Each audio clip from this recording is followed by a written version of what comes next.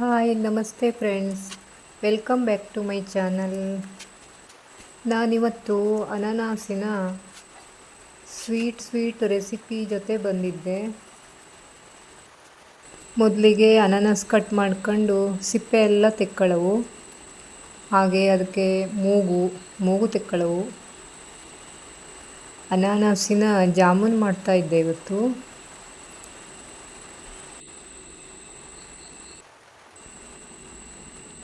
ಈ ಹಣ್ಣನ್ನು ಈ ಥರ ಚಿಕ್ಕದಾಗಿ ಕಟ್ ಮಾಡ್ಕೊಳ್ಳವು, ಸಿಪ್ಪೆ ಎಲ್ಲ ಕ್ಲೀನ್ ಮಾಡಿ ತೆಕ್ಕೊಂಡು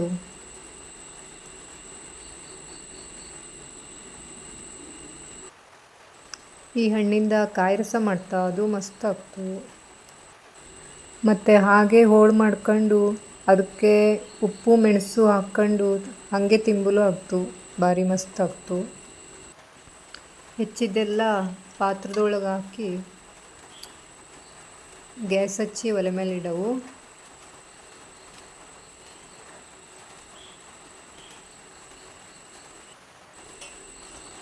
ಒಲೆ ಮೇಲಿಟ್ಟು 2 ನಿಮಿಷ ಹಾಗೆ ಕುದೀಲಿ. ಕುದಿಸಿದ್ಮೇಲೆ ಅದರ ನೀರೆಲ್ಲ ಸ್ವಲ್ಪ ಹೋಗ್ತು. ಆಮೇಲೆ ಅದಕ್ಕೆ ರುಚಿಗೆ ಎಷ್ಟು ಬೇಕೋ ಅಷ್ಟು ಸಕ್ಕರೆ, 1 ಕಪ್ ಸಕ್ಕರೆ ಹಾಕಿದರೂ ಸಾಕು. ಸ್ವೀಟ್ ನಿಮಗೆ ಜಾಸ್ತಿ ಬೇಕು ಅಂದರೆ ಜಾಸ್ತಿ ಹಾಕ್ಕೊಳ್ಳಿ, ಹೆಚ್ಚಿಗೆ ಹಾಕಲು ಅಡ್ಡಿಲ್ಲ. ಹಾಗೆ ರುಚಿಗೆ ಒಂಚೂರು ಉಪ್ಪು ಹಾಕದೆ ಹೋದರೆ ಸಪ್ಪೆ ಆಗೋಗ್ತು, ಹಂಗಾಗಿ ಒಂಚೂರು ಉಪ್ಪು.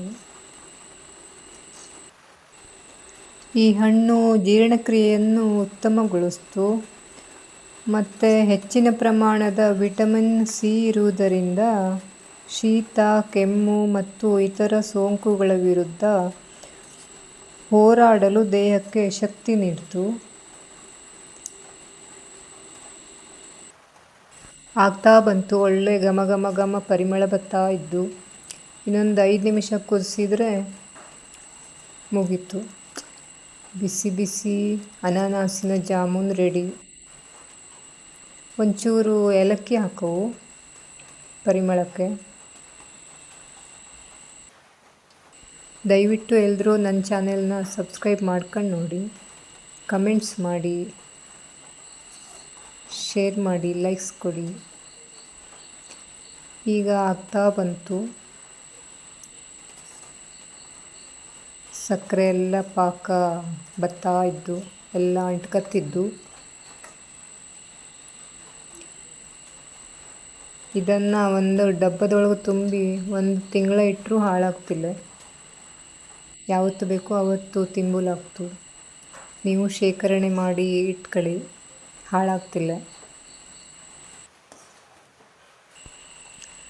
ಧನ್ಯವಾದಗಳು. Thank you watching. ಮುಂದಿನ ವಿಡಿಯೋದಲ್ಲಿ ಸಿಗ್ತೆ.